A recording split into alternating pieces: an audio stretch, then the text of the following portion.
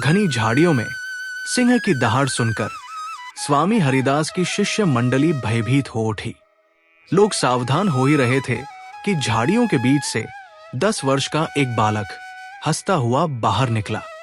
स्वामी जी ने समझ लिया कि यही बालक सिंह की दहाड़ की नकल कर रहा था। स्वामी हरिदास संगीतज्ञ थे। वे जान गए कि इस बालक में अद्भुत क्षमता विद्यमान है। स्वामी हरिदास उस बालक के घर गए। उन्होंने उस बालक को शिक्षा देने के लिए उसके पिता से मांग लिया और वे उसे लेकर वृंदावन चले गए। उन्होंने उसे 10 वर्ष तक संगीत की शिक्षा दी। संगीत की विभिन्न राग रागिनियों में पारंगत ये बालक आगे जाकर तानसेन नाम से विख्यात हुआ।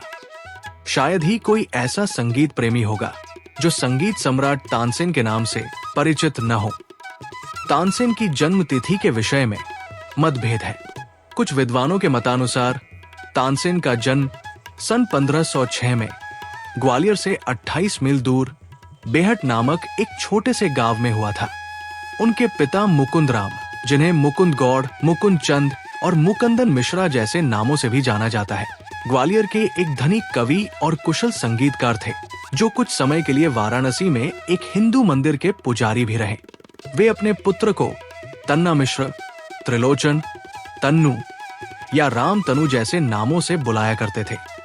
तानसेन की प्रारंभिक शिक्षा उनके पिता द्वारा ही हुई थी। बचपन से ही तानसेन की संगीत में रुचि थी। उन्होंने वृंदावन के तत्कालीन प्रसिद्ध संत गायक स्वामी हरिदास जी से संगीत शिक्षा प्राप्त की। बाद में वो मोहम्मद गौस के साथ जुड़ गए, जिन्होंने उनके संगीत में सूफी प्रभाव लाया।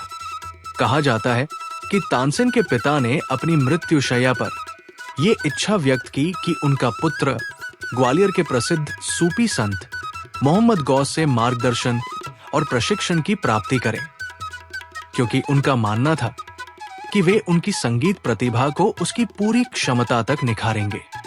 तानसेन की संगीत शिक्षा ग्वालियर में ही संपन्न हुई, जो उस समय संगीत का मुख्य केंद्र था। यद्यपि इन समस्त तथ्यों के विषय में मतभेद है, तथापि वे एक श्रेष्ठ कलाकार थे, इसके विषय में सभी एकमत है। इस समय के आसपास तानसेन को अक्सर रानी मृगननी के दरबार में ले जाया जाता था। रानी मृगननी स्वयं एक महान संगीतकार थी।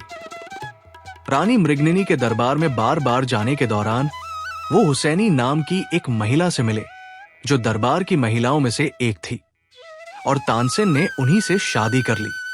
संगीत का पर्याप्त ज्ञान अर्जित करने के बाद तानसेन को संगीत में अद्भुत सफलता मिल चुकी थी।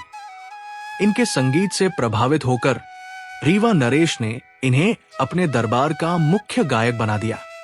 रीवा नरेश के यहाँ अकबर को तानसेन का संगीत सुनने का अवसर मिला। वो इनके संगीत को सुनकर भाव विभोर हो उठे। उन्होंने रीवा नरेश से आग्रह कर तानसेन को अपने दरबार में बुला लिया। इनके संगीत से प्रभावित होकर अकबर ने इन्हें अपने नवरत्नों में स्थान दिया। तानसेन के विषय में अनेक किंवदंतियां प्रचलित है। कहा जाता है कि इनके गायन के समय राग रागिनियां साक्षात प्रकट हो जाती थी। कहा जाता है कि एक बार बादशाह अकबर ने तानसेन से दीपक राग गाने का हठ किया। निश्चित समय पर इन्होंने दरबार में दीपक राग गाना शुरू किया। ज्यों-ज्यों आलाप बढ़ने लगा, गायक और श्रोता पसीने से तर होने लगे। गाने का अंत होते होते दरबार में रखे दीपक स्वयं जल उठे और चारों ओर अग्नि की लपटें दिखाई देने लगी। दरबारियों में हाहाकार मच गया और वे इधर-उधर भागने लगे। कहा जाता है कि तानसेन की पुत्री सरस्वती ने मेघ मल्हार राग गाकर अग्नि का शमन किया और लोगों की प्राण रक्षा की। उस समय की 4 ध्रुपद बानियों खंडार, नौहार, डागुर, गौरहार अथवा गोबरहार में से तानसेन गौरहार वाणी के प्रवर्तक माने जाते हैं। कुछ रागों के नाम से पहले मियां शब्द जोड़ा जाता है, उनका संबंध तानसेन से माना जाता है, जैसे मियां की सारंग, मियां मल्हार, मियां की तोड़ी इत्यादि। इनके अतिरिक्त राग दरबारी कान्हड़ा भी उनके द्वारा प्रचारित माना जाता है। तानसेन द्वारा रचित ध्रुवपद और राग आज भी बहुत लोकप्रिय है। तानसेन के 4 पुत्र हमीर सेन, सूरत सेन, तांतरंग खां एवं बिलास खां हुए। तानसेन की पुत्री सरस्वती का विवाह मिश्री सिंह से हुआ। उनकी पुत्र परंपरा के वंशज ध्रुपद गायक एवं रबाबिये कहलाते हैं तथा पुत्री परंपरा के वंशज बीनकार कहलाते हैं। इस्लामी इतिहासकारों द्वारा लिखे गए एक संस्करण के अनुसार तानसेन की मृत्यु सन 1586 को दिल्ली में हुई थी और अकबर और उनके दरबार के अधिकांश लोग उनके अंतिम संस्कार में शामिल हुए थे, जो ग्वालियर में मुस्लिम रीति रिवाजों के अनुसार पूरा हुआ था। अकबरनामा और आईने अकबरी के रचयिता अबुल फजल के अनुसार तानसेन की मृत्यु 26 अप्रैल सन 1589 को आगरा में हुई थी और उनके अंतिम संस्कार में ज्यादातर हिंदू रीति रिवाजों का पालन किया गया था। तानसेन के अवशेषों को ग्वालियर में उनके सूफी गुरु शेख मोहम्मद गौस के मकबरे परिसर में दफनाया गया। हर साल दिसंबर में ग्वालियर में एक वार्षिक उत्सव तानसेन समारोह आयोजित किया जाता है। तानसेन अपने समय के श्रेष्ठतम गायक थे।